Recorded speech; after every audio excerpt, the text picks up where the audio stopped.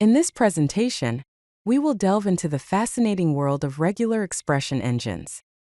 We will explore how pattern matching, a fundamental task in computer science, can be converted into computational algorithms through the application of automata theory.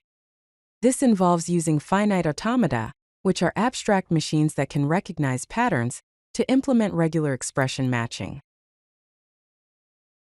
A regular expression engine typically consists of two core components.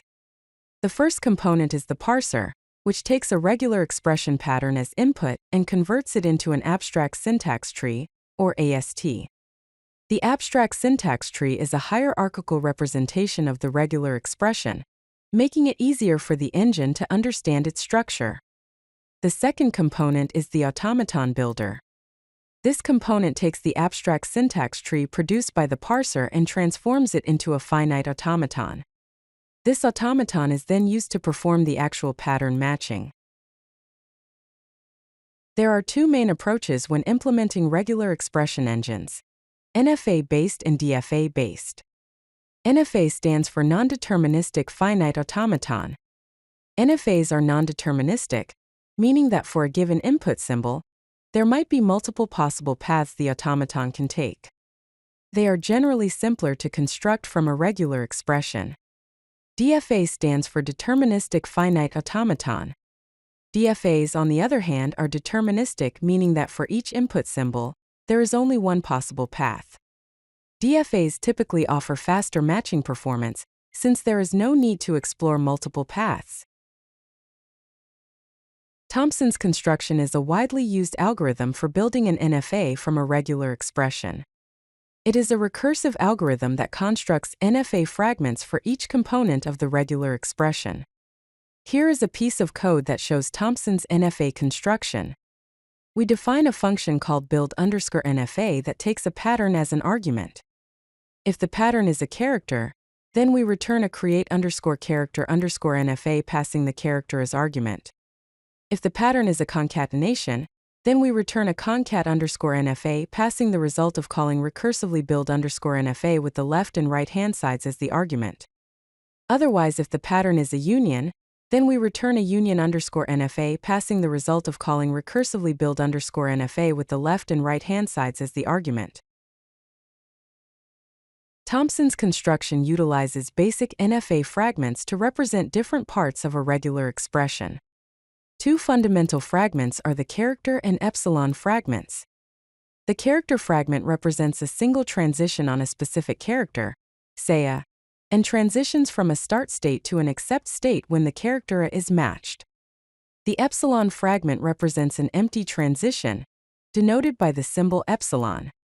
It allows the automaton to move between states without consuming any input. This is particularly useful for handling features like alternations and repetitions in regular expressions. To build more complex NFAs, we need to define operations that combine simpler NFAs. The core operations are concatenation, union, and clean star. Concatenation, denoted as AB, involves sequential matching. The automaton first matches a, and then proceeds to match B. Union, denoted as A or B, provides alternative paths. The automaton can either match A or B. The clean star, denoted as a star, allows for 0 or more repetitions of A. Simulating an NFA involves tracking multiple active states simultaneously during the matching process. Here is a piece of code that shows NFA simulation. We define a function called NFA_match that takes an NFA object and an input string as arguments. The variable current states is the result of calling epsilon_closure passing the start state as argument. Then, for each character in the input string, we create an empty list called next states. Then, for each state in the current states, we extend the next states list with the transition passing the state and the current character as arguments.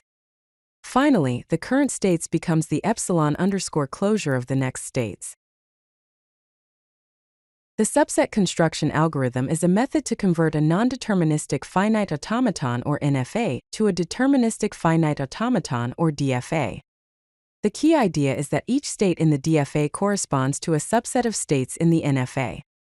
However, this conversion can lead to an exponential state explosion, as the number of possible subsets for a NFA with n states is 2 to the power of n. Executing a DFA is more straightforward, since there is single state tracking with deterministic transitions. Here is a code that shows DFA execution. We define a function DFA_match that takes a DFA object and an input string as argument. First, the current state is the DFA's start state. Then, for each character in the input string, the current state becomes the transition, passing the current state and the character as argument. If the current state is none, then we return false. Finally, we return true if the current state is in the DFA's except states. Otherwise, we return false.